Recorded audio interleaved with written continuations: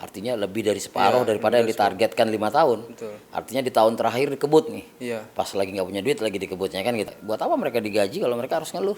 Kerja atau tidaknya gubernur adalah dari RPJMD. Sedangkan rakyat kan taunya janji daripada pemerintah atau janji daripada pemimpin adalah kalau sakit ada apa-apa ke rumah sakit. Iya. Tapi ternyata di rumah sakit tidak tertangani. Ya kita memahami ya COVID ini menjadi sebuah kendala, tapi kita memiliki pemimpin untuk membawa kita keluar dari masalah. Oke. Jadi kalau pemimpin kita cuma bilang ya wajar, ya artinya pemimpin menilai diri mereka sendiri. Biarkan rakyat yang menilai. Pemerintah Provinsi Banten harus mengoptimalkan anggaran yang dimiliki.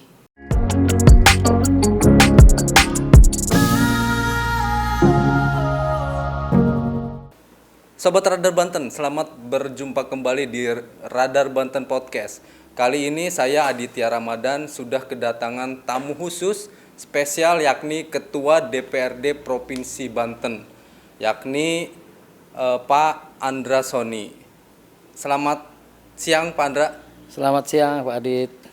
Luar biasa nih Sobat Radar Banten, kita kedatangan Andra Soni di tengah kesibukannya yang memang padat sekali menjadi ketua DPRD, menjadi jabatannya juga sebagai sekjen Partai Gerindra Provinsi Banten. Sebenarnya mengawali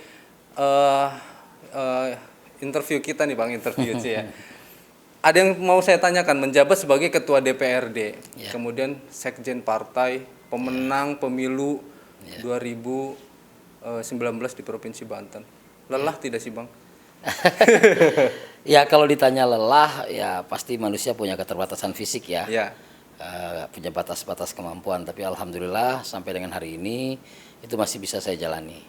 Ya, di tengah kondisi yang saat ini Bang ya, yang di tengah kondisi yang tidak pernah kita prediksi, kemudian secara kinerja pun pasti lebih lelah ya Bang, walaupun misalkan banyak urusan-urusan yang memang terkendala COVID, tapi kan di satu sisi itu yang memang justru menguras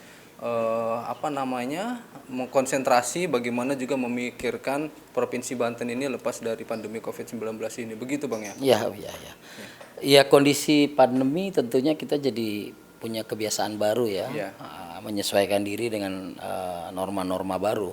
Mulai dari yang tadinya rapat gitu, kita harus tatap muka, bahkan jumlah peserta rapat pun diatur sedemikian rupa. Dalam kondisi pandemi ya kita menyesuaikan dan tentu tetap melalui mekanisme-mekanisme pengambilan keputusan. Salah satunya kalau di DPRD itu terkait dengan jumlah kehadiran di paripurna, kemudian jumlah kehadiran di rapat-rapat dan sebagainya gitu. Jadi ya ini konsekuensi dari sebuah pandemi yang di usia saya yang sudah 45 tahun saya belum pernah mengalami. Iya betul. Ya, yang kita tahu ya dulu juga kan ada zaman cacar dan lain-lain, tapi kan kita tidak mengalami. Gitu. Jadi menjadi sebuah kebiasaan baru atau hal baru sehingga yang dituntut hari ini adalah cepat beradaptasi dengan situasi. Oke, Bang, saya manggilnya Abang aja nih karena kita Silakan, sudah cukup dekat perkawanan kita. Berbicara penyelenggaraan pemerintah daerah, DPRD memang sejalan dengan pemerintah Provinsi Banten, dalam hal ini gubernur dan wakil gubernur. Sejak dilantik 2017, Pak WH Andika itu kan punya RPJMD 2017-2022. Yang masih saya ingat betul ketika itu akan melaksanakan program pendidikan dan kesehatan gratis. Itu di awal kepemimpinan Pak WH dan Pak Andika. Tapi di tengah jalan seiring perjalanan waktu sempat terkendala. Kemudian program-program infrastruktur, pembangunan ruang kelas baru dan lain sebagainya. Tentu ini tidak luput dari perhatian DPRD dengan komisi-komisi yang ada di dalamnya terus juga mengawal ini. Nah, bagaimana Abang sebagai ketua DPRD ikut mengawal ini? Karena bagaimanapun pucuk kebijakan itu ada di Ketua DPRD Provinsi Banten. Melihat program-program Pemprov yang selama ini disuarakan gubernur dan wakil gubernur, menurut Abang sudah sesuai relkah dalam RPJMD atau memang ada hal-hal yang di luar dari perencanaan yang sudah dilakukan oleh gubernur dan wakil gubernur? Baik, pertama saya mungkin mau Posisi dulu ya, posisi DPRD dengan pemerintah Provinsi Banten adalah sama-sama penyelenggara pemerintahan daerah. Jadi bukan badan yang berbeda ya, cuman satu badan. Betul. Cuma memang fungsinya yang membedakan. Jadi kalau fungsi DPRD hanya 3. Ya fungsi legislasi, ya salah satunya adalah ya menetapkan perda APBD. Itu perda yang normatif setiap tahun pasti ada. Kemudian fungsi budgeting jelas kita sama-sama membahas ya. Membahas. Jadi APBD itu diajukan oleh pemerintah provinsi dan kemudian dibahas oleh DPRD dan diputuskan di DPRD. Kemudian yang ketiga fungsi pengawasan. Nah, yang Adit tanya kan terkait dengan fungsi pengawasannya. Jadi RPJMD kita kan sudah mengalami revisi ya dalam upaya memaksimalkan beberapa program yang harus disinkronkan dengan program pemerintah pusat. Jadi sebagai bagian dari pemerintah provinsi, bagian dari pemerintah Republik Indonesia, Provinsi Banten itu kan sebagai koordinator ya, sebagai koordinator atau sebagai wakil pemerintah pusat di daerah. Dan kemudian terkait dengan program yang disampaikan waktu kampanye, ya namanya kampanye ya kan, pasti adalah menawarkan kecap nomor 1 dan visi misi. Kemudian visi misi dan kemudian ada 2 hal yang menarik itu terkait dengan pendidikan dan kesehatan. Di mana Pak Wahidin dan Pak Andika tentunya ya, karena bukan hanya satu bagian. Pak Wahidin dan Pak Andika itu menawarkan kepada masyarakat Banten ya adanya dengan akan mengadakan jaminan kesehatan cukup dengan KTP. Ya. Dan kita ya tentunya kita melihat itu sesuatu yang dari awal memang sebenarnya tidak boleh ditawarkan. Karena sudah ada keputusan pemerintah pusat di masa kampanye. Tapi ya rakyat cenderung kan tertarik dengan hal-hal yang bombastis seperti itu. Dan nyatanya akhirnya kebijakan itu tidak bisa diterapkan karena tidak sesuai dengan undang-undang yang berlaku saat ini. Kemudian terkait dengan pendidikan, ini sekarang lagi ramai PPDB. Jadi pemerintah Provinsi Banten punya kewajiban untuk mengelola SMA, SMK dan SKH. Saat ini kita punya 240 SMA dan SMK dan SKH di Provinsi Banten. Tapi itu kan sebenarnya 240 itu kan bukan produk dari pemerintah saat ini. Jumlah itu adalah produk dari pemerintah sebelumnya. Hanya pengalih fungsi kewenangan. Pengalih fungsi kewenangan. Dan kemudian di RPJMD tersebut punya target. Itu kalau saya tidak salah ini totalnya adalah 58 SMA, SMK, dan SKH. Dari di 58 itu 3 SKH, 3 sekolah khusus. Dan sisanya adalah SMA dan SMK, lebih banyak jumlah SMK. Kalau saya tidak salah jumlah SMK itu 28, jumlah 20, ya kurang lebih segitulah. Dan sampai dengan hari ini rupanya target itu masih jauh. Bahkan hari ini rasanya tidak mungkin lagi terrealisasi. Karena posisinya kita sudah kesulitan uang dalam kondisi 2 tahun, hampir 2 tahun mengalami pandemi. Kemudian bagaimana peran DPRD? DPRD letaknya bukan hanya di ketua. Kita ada 85 anggota dan memiliki hak yang sama, fungsi yang sama. Namun di kelembagaan sebagai ketua DPRD sesuai dengan amanat undang-undang, pemenang pemilu itu dengan otomatis akan memimpin DPRD. Kadernya atau anggotanya akan memimpin DPRD dengan tetap tidak melupakan format kolektif kolegialnya. Jadi ya saya dengan kawan-kawan 84 anggota DPRD yang lain punya fungsi yang sama. Nah kemudian di lembaga ini dibuatlah alat-alat kelengkapan DPRD sesuai dengan amanatnya juga. Alat-alat kelengkapan DPRD tersebutlah yang menjalankan fungsi-fungsi tersebut. Alat-alat kelengkapan DPRD itu antara lain Badan Anggaran. Badan Anggaran fungsinya adalah tadi budgeting, ya.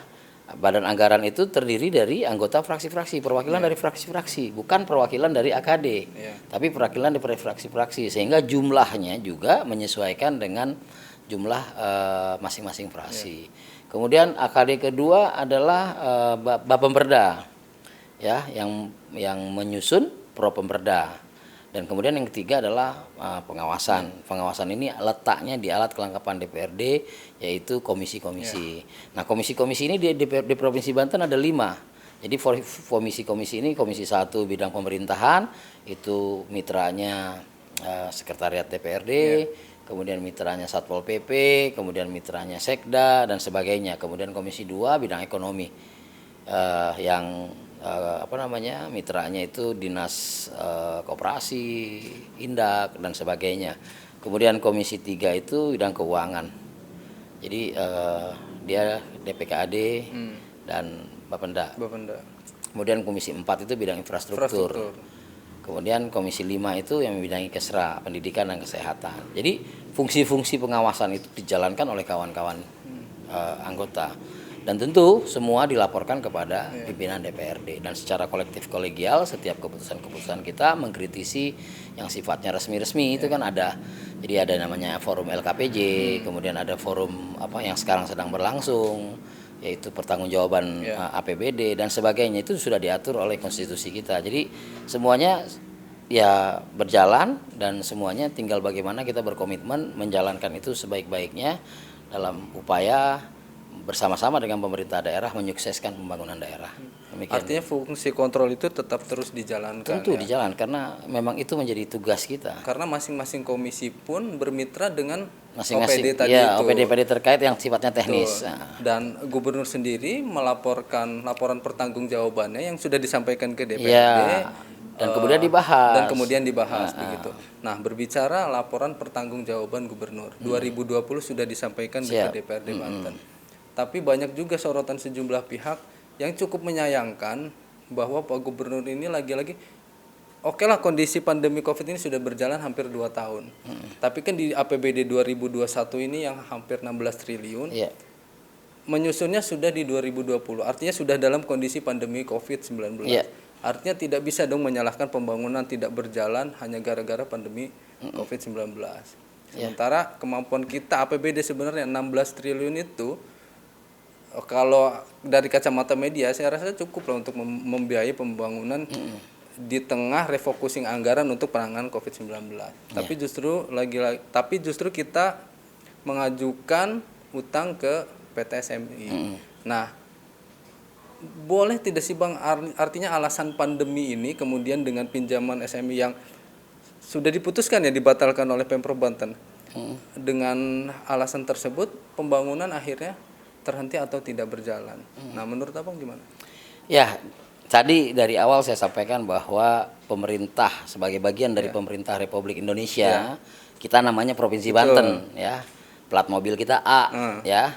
Jadi dengan lantang atau yakinnya pemerintah Provinsi Banten meyakini bahwa pemerintah pusat ini punya program namanya pemulihan ekonomi nasional. Yang akan didistribusikan ke daerah dan Banten merupakan salah satu provinsi pertama yang mendapatkan bukan prioritas tapi mendapatkan akses untuk bisa mendapatkan pinjaman untuk pemulihan ekonomi nasional karena kontraksi yang terjadi di perekonomian Provinsi Banten menyebabkan APBD kita tidak sesuai dengan yang kita canangkan. Dan kemudian di awal juga disampaikan bahwa itu nggak ada bunga, karena dan dibuktikan dengan pinjaman tahap pertama kita sebesar 800 sekian, hampir 900 itu tanpa bunga. Dan kemudian lupa berikutnya tahapan berikutnya terbit namanya PMK 43. Di mana di situ sebenarnya bunyi bahwa pinjaman daerah itu dikenakan bunga tertentu yang diputuskan melalui keputusan Menteri Keuangan. Dan lagi-lagi DPRD kemudian dimintakan pertimbangan. Tapi di sini mungkin saya bisa kasih sedikit gambaran bahwa terkait dengan pinjaman daerah di dalam kondisi normal itu wajib melalui keputusan DPRD. Dibahas oleh DPRD. Tidak hanya meminta pertimbangan tidak hanya memberitahu, tapi di masa Covid, di masa pandemi, Presiden mengeluarkan Perpu yang kemudian diundangkan di mana diatur di situ bahwa terkait dengan pinjaman daerah itu gubernur cukup hanya dengan memberitahu kepada DPRD sehingga memang kita tidak ikut membahas boleh atau tidaknya. Nah, kemudian prinsip yang kita lihat waktu itu adalah demi berkelanjutannya pembangunan karena anggaran kita terkendala PAD kita menurun dan lain-lain. Jadi kita melihatnya semangatnya adalah semangat mengupayakan keberlanjutan pembangunan yang sudah direncanakan. Namun di tengah jalan pemerintah pusat memberitahukan yaitu tadi dengan adanya bunga dan DPRD dimintakan pendapat dan saran. Jadi pendapat dan saran itu sudah kita konsultasikan dengan kawan-kawan fraksi dan sebagainya. Ya memang ada dua. Jadi ada yang pendapat ya silahkan dilanjutkan karena ini kan tujuannya adalah untuk kemaslahatan rakyat, ya kan. Kemudian ada juga yang berpendapat sebaiknya nggak usah lah karena ini nggak ada kepastian gitu kan. Ya dan kemudian ya DPRD secara kelembagaan harus menyampaikan karena gubernur bersurat. Secara kelembagaan kita menyampaikan, merangkum dari semua yang disampaikan oleh kawan-kawan fraksi dan kemudian kita sampaikan kepada gubernur, kita mempersilahkan untuk melanjutkan sesuai dengan yang sudah dibahas di APBD dan sebagainya agar pembangunan bisa segera berjalan. Salah satunya itu tadi pembangunan hampir 38 sekolah. Ya, artinya lebih dari separuh daripada yang ditargetkan 5 tahun. Betul. Artinya di tahun terakhir dikebut nih. Iya. Pas lagi nggak punya duit lagi dikebutnya kan gitu. Jadi memang ya begitulah. Dan kemudian belakangan muncul lagi pemerintah pusat rupanya punya kebijakan baru. Membebankan PEN itu kepada daerah, tenornya dipersingkat. Tadinya 8 tahun menjadi 5 tahun. 5 tahun. Dan sepertinya kami membaca gubernur tidak punya keyakinan untuk bisa melanjutkan pinjaman ini. Apa yang menjadi keberatan gubernur sebenarnya? Membaca suratnya sih gubernur pertama mempermasalahkan tenor.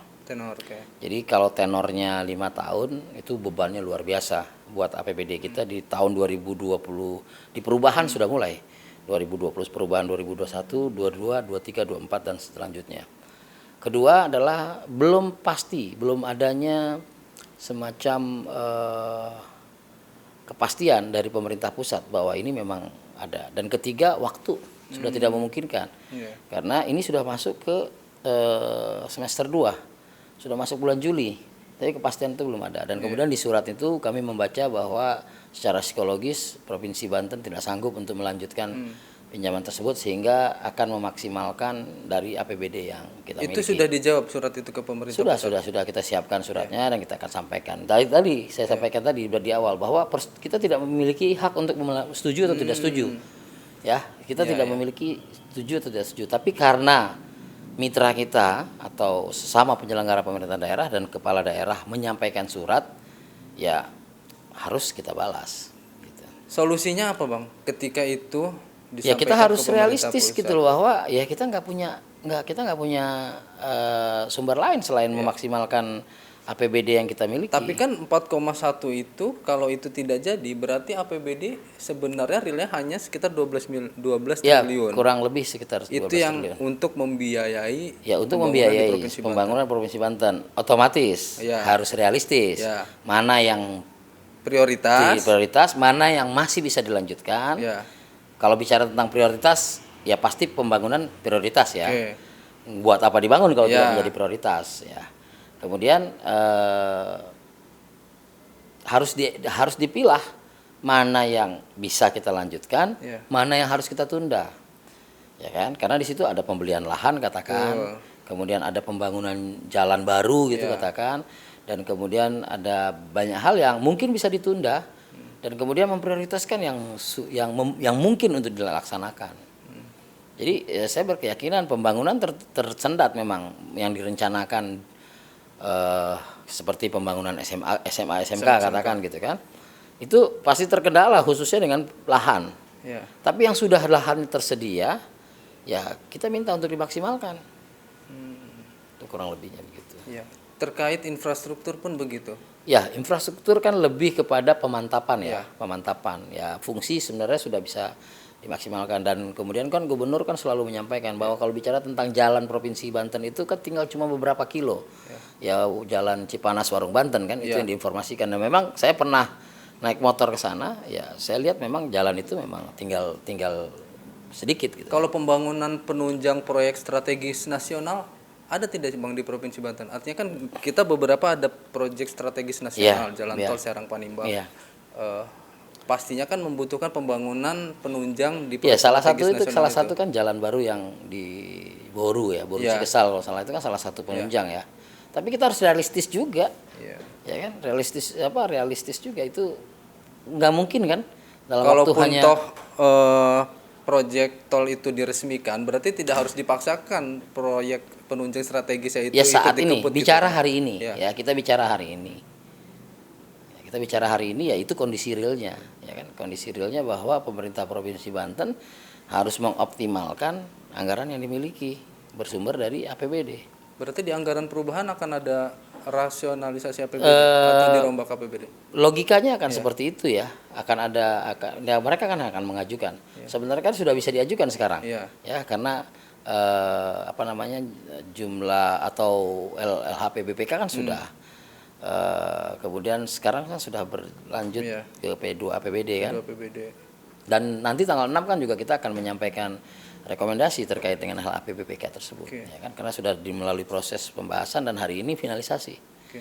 Jadi ya kita laksanakan terus fungsi-fungsi kita, mengawasi, kemudian mengkritisi ya melalui forum-forum resmi tentunya ya. Iya.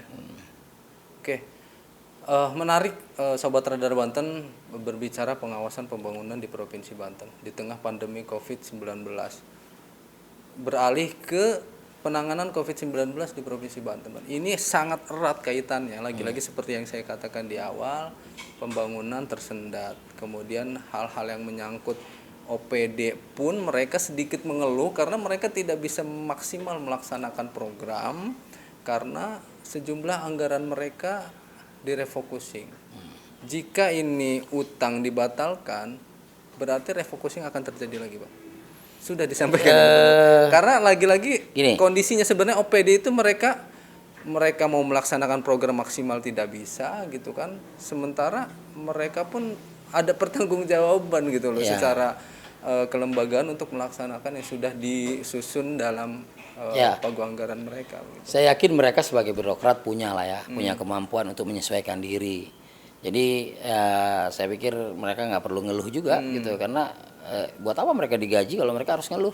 Iya. Ya kondisi realnya kan seperti itu. Kalau memang harus ada yang dirasionalisasi, kenapa tidak? Kertas-kertas kalau memang harus dikurangi, kenapa tidak? Termasuk Jamuan kalaupun tukin makan. dipotong, Bang. Ya saya rasa ya itu wilayahnya ada di gubernur ya, Ya. wilayahnya ada di gubernur. Ya tukin itu kinerja tentunya. Tapi Ya setuju. Kalau pandangan lah ini Saya artinya kan ditanya kebijakan nggak, tetap ada di kira-kira gubernur. nanti saya ditanya nggak sama gubernur setuju atau tidak? Tidak. Waktu menaikkan tuh ditanya nggak saya sama gubernur, setuju apa tidak? Ya silakan gubernur. Jadi sesuatu yang memang sudah yang menjadi domain masing-masing ya silahkan, silahkan. Namun ya jangan mengabaikan juga beberapa hal yang memang menjadi keharusan kita gitu. Iya. Dan terkait dengan tukin, ya tujuan gubernur adalah agar kinerjanya kan semakin meningkat, semakin maksimal. Dan dalam kondisi pandemi seperti ini kan tuntutan itu kan semakin besar. Ya, yes. Bang, masa kepemimpinan Wahidin Halim Andika 2022 akan berakhir. Sementara Pilkada serentak akan dilaksanakan 2024. Artinya gubernur masih punya waktu sekitar kurang dari setahun lah untuk melaksanakan sekitar setahunan untuk melaksanakan target RPJMD mereka. Menurut Abang, apa yang memang seharusnya diprioritaskan RPJMD ataukah kebutuhan masyarakat di tengah kondisi APBD yang seperti sekarang ini? Ya. Jadi, Dit, kalau kita bicara Provinsi Banten dan beberapa provinsi yang lain di Indonesia ini kan ada beberapa daerah khusus ya, daerah istimewa, daerah khusus gitu. Jadi kita nggak bisa bandingkan dengan DKI lah. Kalau DKI itu ya gubernur tunggal ya, gubernur dengan wakil gubernur, mereka yang menjalankan roda pemerintahan dan kewenangannya semua, ya sewilayah provinsi DKI gitu. Kalau Provinsi Banten kan gubernur, wakil gubernur betul-betul murni perwakilan pemerintah pusat di daerah. Itu pun koordinasinya belum maksimal saya lihat, ya kan. Jadi kalau bicara tentang kebutuhan masyarakat, ya Provinsi Banten gubernur ya tentu harus berkoordinasi maksimal dengan perangkat-perangkat di daerah. Belum maksimalnya apa Bang yang menurut Abang lihat? Ya maksud saya harus lebih dimaksimalkan, Tadi kan pilihannya RPJMD atau kebutuhan masyarakat. Ya RPJMD itu ya kebutuhan masyarakat. Iya. Pedoman kita yaitu bicara tentang kerja atau tidaknya gubernur adalah dari RPJMD. Apalagi dulu yang saya masih ingat betul sebelum RPJMD dibuat gubernur wakil gubernur sempat konsultasi publik. Ya, satu konsultasi publik dibahas di DPRD, yang kemudian menjadi raperda. Berarti itu kan usulan, artinya kebutuhan masyarakat yang kebutuhan memang tertuang dalam masyarakat, RPJMD. kebutuhan masyarakat yang menjadi prioritas. Ya, saya punya catatan nih, Bu. Contoh, ya kan terkait dengan apa namanya? Membangun dan meningkatkan kualitas infrastruktur, meningkatkan akses dan pemerataan pendidikan berkualitas, meningkatkan akses dan pemerataan pelayanan kesehatan berkualitas, itu kan semua. Itu kan semua, pembangunan rumah sakit 8 lantai, itu semua, kemudian Cilograng, kemudian Malimping dan lain-lain, itu kan kebutuhan masyarakat semua, ya kan? Nah, maksud saya berkoordinasi dengan pemerintah daerah itu tentunya tidak semua mereknya harus pemerintah Provinsi Banten gitu kan. Kan bisa dengan pola-pola yang lain. Ya, pola bantuan keuangan dan sebagainya gitu kan. Yang penting kan rakyat kabupaten kota itu adalah rakyat Banten. Itu. Justru provinsi itu tidak memiliki langsung tidak ada di pemerintah langsung. Jadi kalau teknis itu kan sebenarnya lebih banyak. Nah, tugas provinsi kalau bicara tentang jalan adalah jalan yang menyambung, ya, jalan apa namanya regional gitu. Itu yang memang menjadi ini. Dan kemudian kan permasalahan lain kan muncul sekarang. Kita lihat di Provinsi Banten masih ada orang yang tidak punya akses jalan ke rumah sakit atau ke pelayanan kesehatan. Ya kan? Pandeglang Lebak. Pandeglang contohnya Lebak. Dan itu pemerintah Provinsi Banten harus juga ikut apa namanya? Ikut berpartisipasi karena itu kan rakyat Banten juga.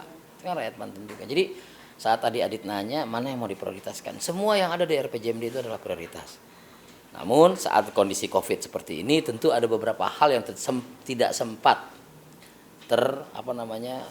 terencanakan di dalam RPJMD. Tentu ya kita harus menyesuaikan dengan kondisi tersebut. Tapi menurut saya program kesehatan gratis itu salah satu kebutuhan masyarakat yang belum tertunaikan oleh Pak Wahidin Halim dan Pak Andika. Jadi pemerintah pusat dengan kan ada sistem jaminan kesehatan nasional itu JKN itu mewajibkan pemerintah daerah untuk tidak punya program lain selain itu. Dan pemerintah Provinsi Banten akhirnya ya berpartisipasi juga, kalau nggak salah saya sekitar 600.000 iurannya ditanggung oleh pemerintah Provinsi Banten. Tapi faktanya lagi di lapangan atau di masyarakat itu masih dikeluhkan. Kami kan belum lama ini baru selesai reses. Itu mengeluhkan terkait dengan pelayanan kesehatan. Jadi kalau mereka bicara tentang sedang sakit ke rumah sakit belum tentu bisa dirawat. Oh gitu. Sedangkan rakyat kan taunya janji daripada pemerintah atau janji daripada pemimpin adalah kalau sakit ada apa-apa ke rumah sakit. Tapi ternyata di rumah sakit tidak tertangani. Artinya terkendala dengan ruang penuh dan lain-lain. Jadi saya melihat bahwa ya janji gubernur masa kampanye itu sangat menarik. Ya, bagi kita saja sangat menarik, apalagi bagi rakyat Banten. Tapi memang faktanya ya gubernur belum mampu. Ya, menunaikan janjinya dalam bentuk lain. Siap melanjutkan janji itu Bang di 2024. Barangkali minat tadi. Ini kita di luar obrolan barangkali sekjen partai gitu kan, Sobat Radar Banten, kemudian pemilu di depan mata, kader terbaik juga lah di Gerindra Provinsi Banten, barangkali ingin melanjutkan janji-janji itu. No comment lah. No comment. Kayaknya takut dikutip ini kalau sedikit salah ngomong di sini. Bukan salah ngomong ya, bukan takut salah ngomong. Masih lama. Masih lama ya? Masih lama. Saya sih lihatnya masih lama. Kalau ada yang lagi genit-genit sekarang itu saya juga bingung gitu. Bingung ya? Apakah masih ada kita 2024? Masih dikasih umur panjang kah? Masih dikasih sehat kah?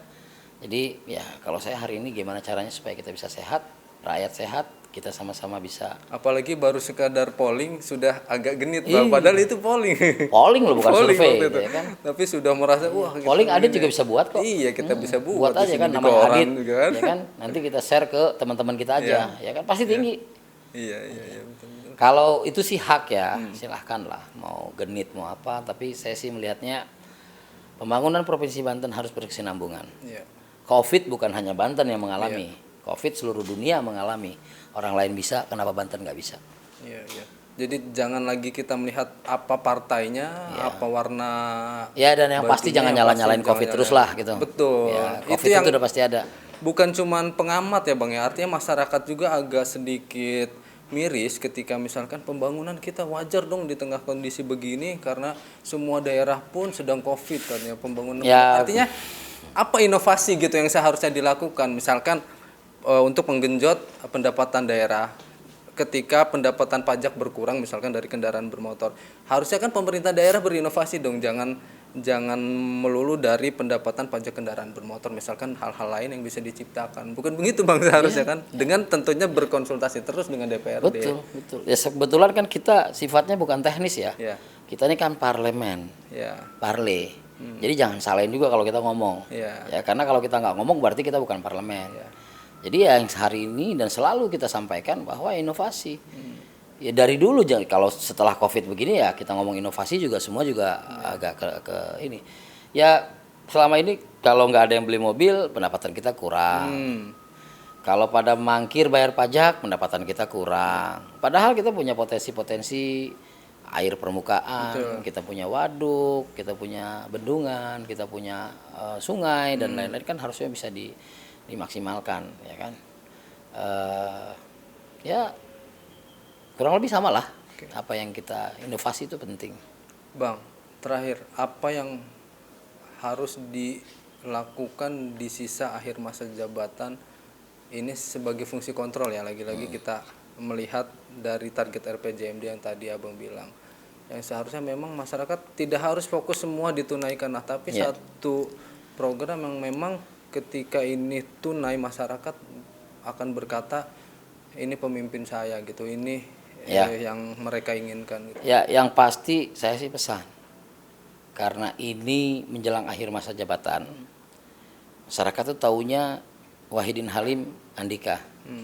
Jadi ya sama-sama Wahidin Halim Andika menunaikan kewajiban mereka yang tersisa kurang dari 10 bulan semaksimal mungkin.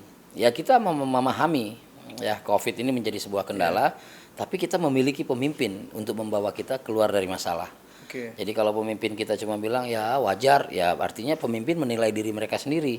Biarkan rakyat yang menilai. Kalau masih pengen kepilih lagi gitu kan, biarkan rakyat yang menilai. Jadi fokusnya saya pikir sisa masa jabatan ini maksimalkan saja. Nanti apa yang bakal kita alami di tahun-tahun berikut nanti biar rakyat lah yang menentukan. Poinnya artinya COVID jangan dijadikan alasan, terus berinovasi. Masyarakat menunggu action-action, sebenarnya menunggu action-action dari pemimpin kita. Ya simpulannya COVID itu ada. Jadi jangan ditiadakan. Jadi kita juga mesti banyak maklum juga. Namun jangan sampai kita yang memaklumi diri kita gitu. Betul. Ya kalau kita memaklumi orang lain nggak masalah. Saya memaklumi Nadit nggak ada masalah. Saya memaklumi gubernur nggak masalah. Tapi kalau gubernur memaklumi dirinya sendiri kan jadi kurang bagus. Jadi ya kita siap mendukung sesuai dengan kewenangan dan fungsi kita, dan kita siap menyukseskan semua program-program pro rakyat yang dicanangkan oleh gubernur, dan kita siap mengawal RPJMD kita karena nanti kan masih ada pertanggungjawaban. Yang adanya juga nanti kan di DPR dibahasnya. Nah disitulah pemakluman baru nanti muncul, bukan sekarang. Di akhir pertanggungjawabannya. Ya, disitulah ada yang namanya amanat konstitusinya, di mana di situ nanti akan muncul rekomendasinya, ini itunya gitu. Jadi bukan sekarang. Gitu. Sobat Radar Banten, menarik, itulah akhir perbincangan obrolan kita dengan Ketua DPRD Provinsi Banten, Bang Andres Soni. Terima kasih Bang. Terima kasih Dit sudah diundang.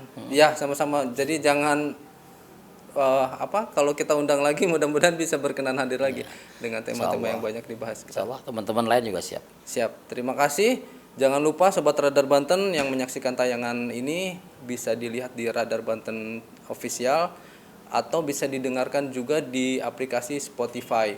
Terima kasih. Aditya Ramadan mohon pamit. Assalamualaikum warahmatullahi wabarakatuh.